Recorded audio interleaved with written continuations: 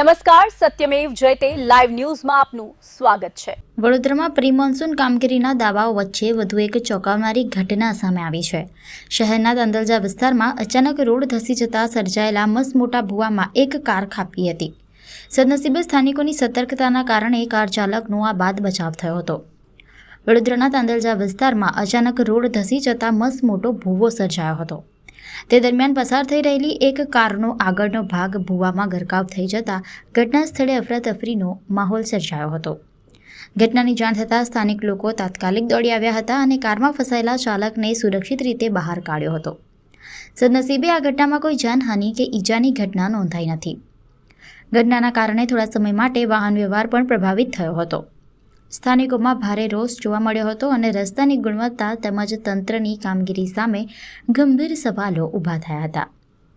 પ્રથમ વરસાદ બાદ શહેરમાં રોડ ધસવા અને ભૂવા પડવાની ઘટનાઓ સતત સામે આવતા પ્રી મોન્સૂન કામગીરી અને રસ્તાઓની ગુણવત્તા અંગે ફરી ચર્ચા શરૂ થઈ છે। સ્થાનિકોએ તાત્કાલિક સમારકામ અને જવાબદાર સામે કાર્યવાહી કરવાની માંગ કરી છે। આ વડોદરા શહેર તાંદલજા વિસ્તાર મરિયમ કોમ્પ્લેક્સ મહેફૂઝ કોમ્પ્લેક્સની આસપાસનો આ વિસ્તાર છે। તમે જોઈ શકો છો કે રોડની ઉપર પ્રી મોન્સૂન કામગીરીના ધજાગરા ઉડ્યા અને સાથે સાથે પહેલા વડોદરાને વડોદરા વડોની નગરી કહેવાતું હતું। હવે વડોદરા ખાડોદરા થઈ ગયું ને ખડ્ડાઓની નગરી બની ગયું છે। એનું આ એક એક્ઝામ્પલ છે।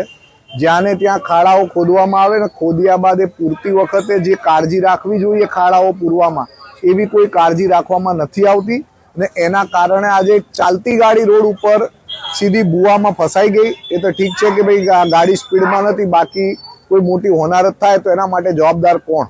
આ જે વ્યક્તિની ગાડી ફસાઈ છે એની ગાડી માટે એના જે વળતરની જો એ છે કોર્પોરેશન આનું વળતર ગાડી માલિકને ચૂકવે એવી અમારી માંગણી છે।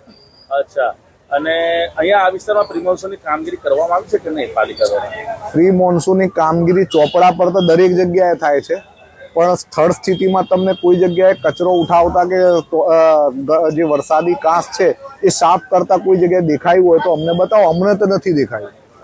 અને વરસાદ પડવાની સાથે વિવિધ વિસ્તારોમાં આ વિસ્તારમાં પાણી પણ ભરાવાની સમસ્યા ઉદ્ભવી રહી છે। બિલકુલ સાચી વાત છે। વરસાદ પડવાની સાથે અહીંયા પાણી ભરાવાની સમસ્યા ઉદ્ભવી છે ને ઉદ્ભવી છે તો કેવું થાય છે, વરસાદી કાંસ જે તરફ હોય એ ભાગ ઊંચો રાખવામાં આવે છે, જે બાજુ પાણી ભરાય એ ભાગ નીચો રાખવામાં। ખરેખર એમની એટલી બુદ્ધિ ટેકનિકલ બુદ્ધિ ચાલતી હોય તો વરસાદી કાંસ જે બાજુ પાણી વધારે ભરાતું હોય, ઊંડાણ થોડો નીચાણવાળો ભાગ હોય એ બાજુ વરસાદી ગટરો રાખવી જોઈએ। ગટરો રાખી નથી, એના કારણે આ વરસાદી પાણી અહીંયા ભરાય છે।